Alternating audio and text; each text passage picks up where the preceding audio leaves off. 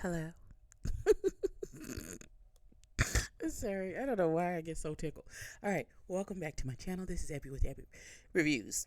Welcome to my new hair. She doesn't have a name yet. If you want to name her, put it in the comments. This is going to be my review and recap for Drag Race UK versus the World, episode 6, the semifinals. I don't know what's finna happen. We gonna see. I listen. We gonna see what happens, child. Cause this whole season has seemed. I feel like they fast forwarded me here. I feel like they fast forwarded me into this situation. So I don't know. I don't know. We gonna see what happens, y'all. Let's get into the foolishness. All right. So we come back from the horrible elimination of Pangina. Still in my feelings about that one, cause that daughter was she was devastated. Jesus. Oh my God. So they's like, how did you come to this conclusion? They like, oh, well, I just did what Pangina did when it came to Jimbo and eliminated my biggest competition. Okay, got it. Got it. That's what you, okay. Got it. That's not why she eliminated Jimbo, but y'all want to put your hand in the sand? So be it. So they asked Bag of Chips whose lipstick, and of course they had Pangina's lipstick. We knew that. Justice for, I'm not gonna say it because he doesn't need any justice. Moving on. So he's like, you eliminated my best friend, so it's inevitable, Mr. Smith. It's inevitable. Okay. And so uh they wipe the mirror down of her beautiful message and all that good stuff, and Bagger's like, leave me your wardrobe, Pangina. And Mo Hart was like, but you can't fit in it, boo. Girl, pick your face up off the floor, girl, because it's cracked.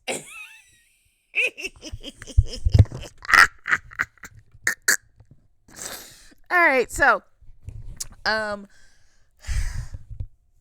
so it's the next day, and the ladies come into the workroom, and they're talking about, is this the top four, five, six, however many people's left? Is this the top group that you thought it would be? And they asked Mo Hart, and Mo Hart gives a real answer. She's like, yes and no.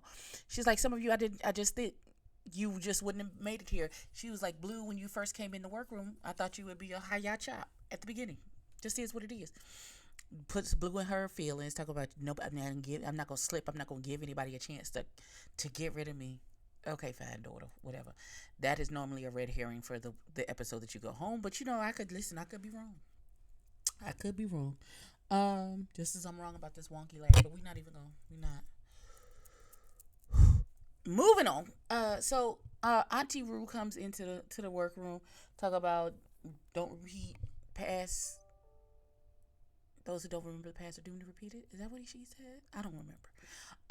But she comes into the workroom and she gives them the maxi challenge, which is they're gonna do a verse for her song "Living in London," and they have to do a verse about their hometown and put it into the song. Okay, fine. Um, so then she says that you're gonna get help from somebody named Jade something something from Little Mix. Okay, transparency time. I have no idea who that is, and I've never heard a Little Mix song. So I don't know. Blame it on me being old. I don't listen. I'm an old lady. I'm somebody's mom. I don't know who that is or what they talking about. But everybody seems excited about the whole situation. So good for them. So we gonna go into this and see who gonna bring the Jujubee. Do good, because listen, daughter, do good. I'm rooting for you.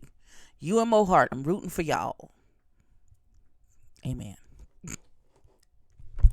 All right, before we get to the runway and the actual presentation of this girl group singing challenge situation, so of course we have our mirror moment for the week, and there's two separate moments. Bagga and Jujubee talk about their sobriety and how Bagga feels like he doesn't have to completely stop drinking. It is moderation that he is practicing at this time, because he used to drink 1.5 liters of gin every night and wake up blackout drunk, and he said that Drag Race saved his life because before he didn't even know he was an alcoholic, because they are in bars and nightlife, and it was like, oh, bag of drink this, drink this, drink this, and that's just part of the culture and the atmosphere of the nightlife scene.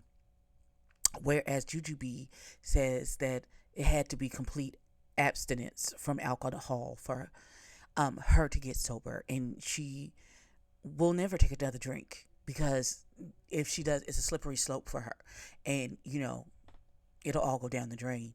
So it was really unique to hear two different perspectives of two different people coming from with the same issue.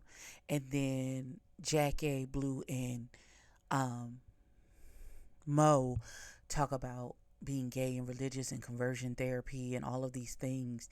And it's sad, because that of the religious thing for me, because it can't be, you can't have it both ways. It can't be God makes no mistake, but the way you were made is wrong. So we have to you have to put you through all of this to convert you back to the way that you're supposed to be. If God doesn't make any mistakes and that child is gay, then they were supposed to be gay. And God knew they were going to be gay, and he made them that way. It's for a reason. It is what it is. Listen, I don't have no heaven or hell to put nobody in. I'm not going to judge anybody for what they do. That's none of my business. No way. Whatever you doing in your bedroom is none of my PSA. It's none of our business. It's none of our business. And the Lord is not going to ask you about anything that gay person did. He's not. He's absolutely not. He's going to judge you for the deeds that you did in your body. And what love did you show to that person? Did you show the love of God? Or were you sitting in judgment like you were God? You're going to have to answer to that. Parents who have thrown their children out, parents who have had their kids go and be tortured so they could fit the image of what they wanted, you're going to have to stand in judgment for what you did to the gift that he gifted you with. That child was a gift from God. You have free will, but he entrusted you with that child for them to be who, you know what? We're not even going to get into that. I'm just, because I have a thing about parents treating their children a type of way because they're gay.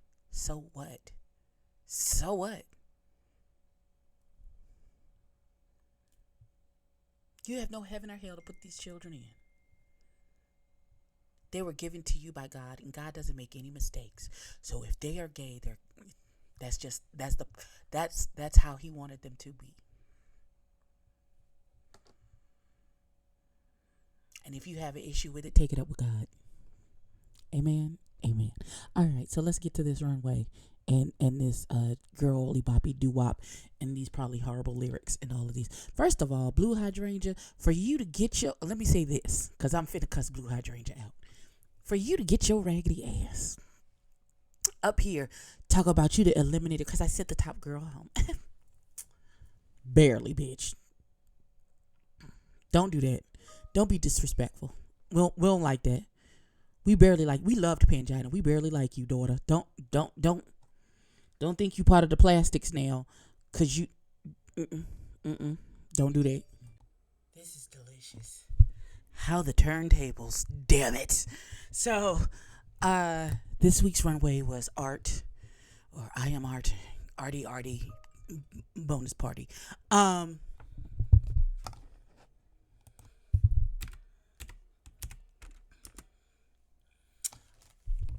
So the tops are Jujubee and Mohart.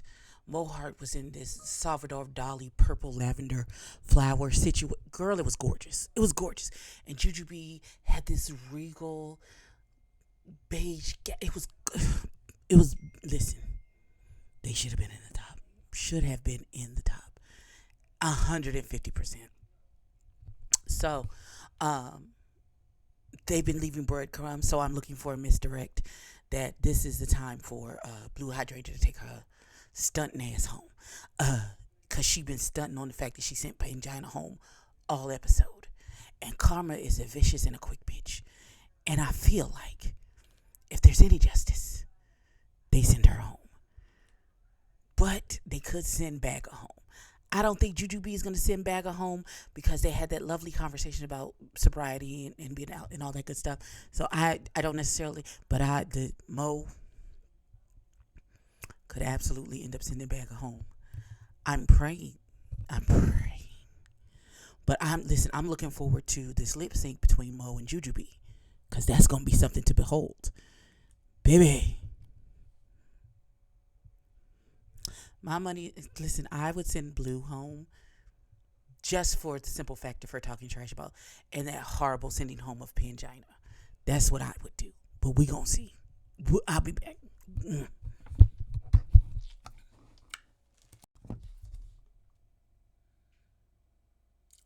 Boo. I'm throwing tomatoes. Tomatoes, tomatoes. Alright. The lip sync was everything. It's everything. It was really good. I felt like I was waiting for something else to happen the whole time. Like I thought somebody was going to turn a flipper or do something. But both Mo and Juju B turned it out. Juju B won. She gets her lipstick. It's Janie Decay. Why they didn't get rid of Blue Hydrangea, I don't understand. But Janie took it well. Everybody had laughs. It wasn't as horrible as the elimination last week. Next week, I guess, is the finale. The top four is Mo, Juju B, Bagga, and Blue. I am voting for Mo, then Juju B, then Bagga, then Blue. That's my line. But tell me if you watched this. Did you enjoy it? I'm mad. I'm really mad that she's still here. But I'll get over it. Like, comment, and subscribe. Tell a friend, tell a kid, and I'll catch you in the next one.